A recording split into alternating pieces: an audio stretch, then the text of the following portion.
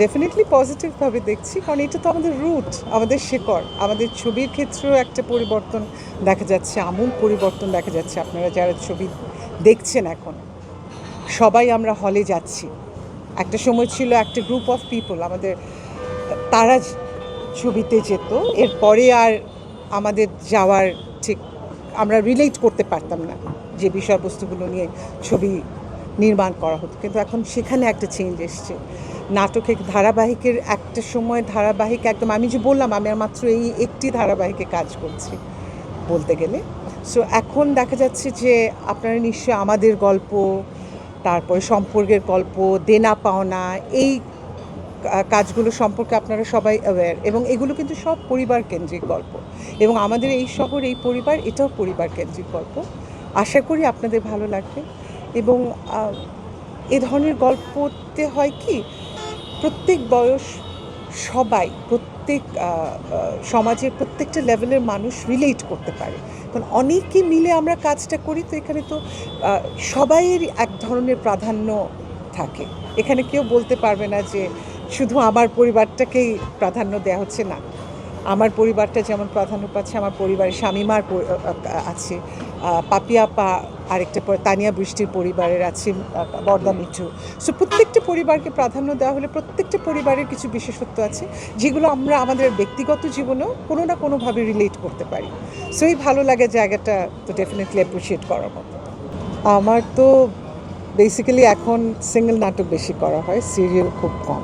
তো সম্রাটের এই কাজটাই মনে হয় আমার এখন সিরিয়াল, একমাত্র সিরিয়াল। কিন্তু আমার অভিজ্ঞতা, একটি কাজে এত বাধা আসতে পারে এটা আমার জানা ছিল না, এবং এই ভদ্রলোকের ধৈর্য মানে প্রশংসা না করে পারছি না।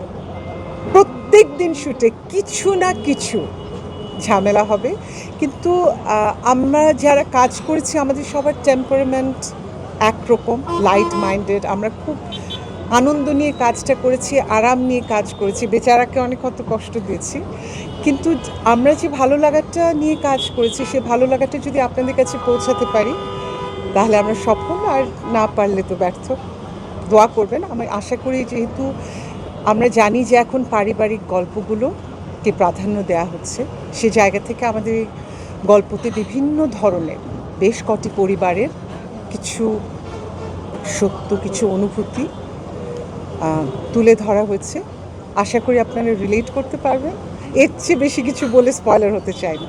ডেফিনেটলি এটা বলার অপেক্ষা রাখে না যে অভিনয়টাকে এখানে প্রাধান্য দেওয়া হচ্ছে, এবং আপনি যে কয়জন অভিনেত্রীর নাম বলছেন বা যে কয়জন আমাদের এখানকার অভিনেতা, এরা তো অভিনয়ের মেধার দিক থেকে তো তারা যথেষ্ট মেধাবী, এ ব্যাপারে কোনো সন্দেহ নেই। সো ডেফিনেটলি এটা তো পজিটিভ। আপনি আমাকে এই প্রশ্নটা করছেনই এই জায়গা থেকে, কারণ এটা একটা ভ্যালু অ্যাড করে, তাই না, যে অভিনয় নির্ভর সব ধরনের পরিবর্তন। এখন তো আমরা সব ধরনের কাজের সাথে খুব সহজে সম্পৃক্ত।